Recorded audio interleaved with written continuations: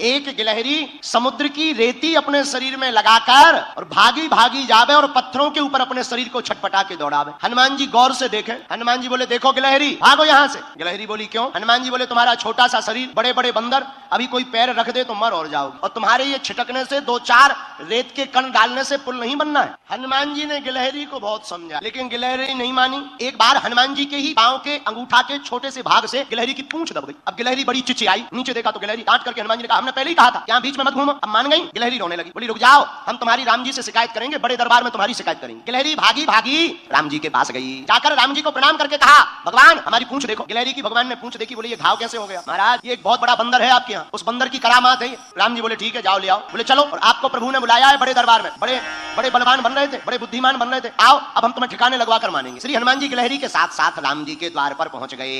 राम जी को प्रणाम किया, पर हनुमान जी ने गिलहरी से पूछा एक बात बताओ, तुम्हारे रेत के कण डालने से समुद्र का पुल बनना नहीं है, फिर भी तुम इतनी परेशान क्यों हो रही? राम जी बोले बात तो सही है, बताओ गिलहरी। गिलहरी हाथ दोनों जोड़कर बोली राम जी हमें पता है कि हमारे कारण से पुल नहीं बनना है, लेकिन इन बंदरों ने आपकी इस सेना ने बड़े बड़े पत्थर ला करके पुल बना दिया। राम जी बड़े बड़े पत्थर लगे हैं, आपके चरण बड़े कोमल हैं, पत्थर है उबड़ खाबड़, रखोगे कहीं चोट लग जाए, आपके चरणों से खून बहने लगे, तो ये बनते तो बड़े बुद्धिमान है तुम्हारे हनुमान जी, पर इन्हें ज्ञान एक रत्ती का नहीं। हम छोटे जरूर हैं पर हमें ज्ञान ठीक ठाक। राम जी बोले क्या ज्ञान है? बोले ये तुम्हारे बड़े बड़े बंदर बड़ी बड़ी सिलाएं लगा रहे, पर आपके चरण बड़े कोमल है, आप चलोगे तो कहीं पत्थर लग जाएगा, तो हम रेती जाकर के रेती उन पत्थरों की दरार में भरते हैं ताकि आपके चरणों में कोई चोट ना लग जाए। हनुमान जी को सुनकर आंखों से आंसू आ गए। अरे धन्य हो गिलहरी, आप धन्य हो, आपका भाव धन्य है। राम जी ने गिलहरी को अपनी हाथ में लिया, पूंछ के ऊपर हाथ रखा तो जो उसका दुख था, करुणावान करुणा निधान श्री रघुनाथ जी के हाथ रखते ही उस पूंछ का घाव ठीक हो गया और गिलहरी प्रसन्न हो गई। राम जी अपनी 3 अंगुलियां गिलहरी के ऊपर फिराए। जब राम जी ने अपनी 3 अंगुलियां गिलहरी के ऊपर फिराई, वही 3 अंगुल के निशान आज भी गिलहरी के ऊपर है।